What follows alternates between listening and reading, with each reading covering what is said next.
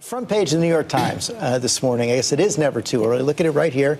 Hillary Clinton, 2016. That's all her choices hinge on that. And we also did a poll at ABC News this week. Pretty remarkable poll. It said that 57% of the country right now would actually support Hillary Clinton for president. James Carville, of course, you worked closely with her for many, many years. I think it's safe to say that no one knows what she's going to do. But the point of the New York Times is right, though. She has every decision she makes now, she has to look at it through the prism of that bigger decision, right? Since 1944, if we would have been sitting here, Republicans have always craved order, and they've always looked for a line to get behind. We've always been people that we want to fall in love. We're looking for the next argument.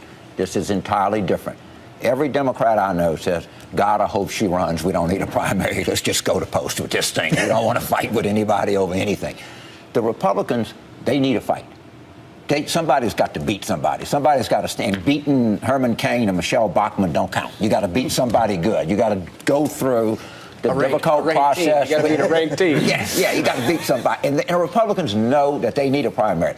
We don't want a primary. We don't want to be slugging this thing out in April. You know what? We got a pretty good demographic deck. We like winning presidential elections. She's popular. Let's just go with it. And the pressure on her is going to be enormous.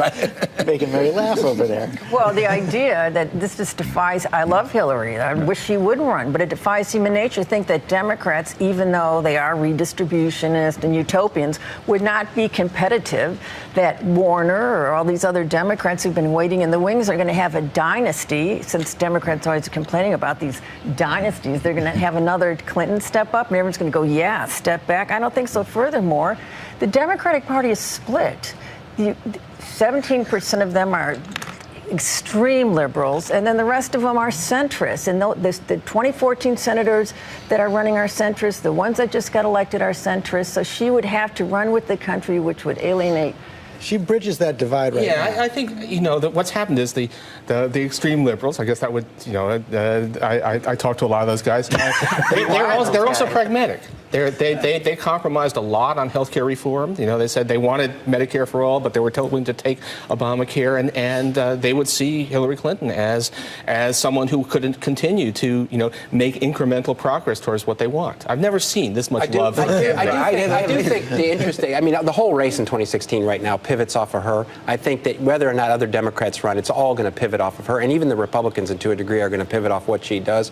To me, though, this is a moment where we are going to have a dominant woman candidate for president, whether Hillary runs or not. And if she doesn't run, another woman candidate will emerge. And I think Washington actually is in dire need of women's leadership in the Congress, because if you look at the competition and look at all the dynamics, I think this country would be served well if, whether it's Hillary or somebody else, a woman candidate emerge as a dominant force in this country. 20 women in the Senate right now. The junior senator from New York will be that woman who is now occupying Hillary's seat, Senator Gillibrand. And Hillary? I have no clue, and I'm not going to think about president. He does not want to talk about 2016. I don't know what she's going to do, but I do know this. The Democrats wanted to run. And I don't just mean a lot of Democrats. I mean a whole lot of Democrats, like 90% across the country. We just don't. We just want to win. We think she's the best person, and shut it down. And that's across the board. And until then, it freezes the race for a long time, which is a blessing to George Will. We need to worry about it for a while.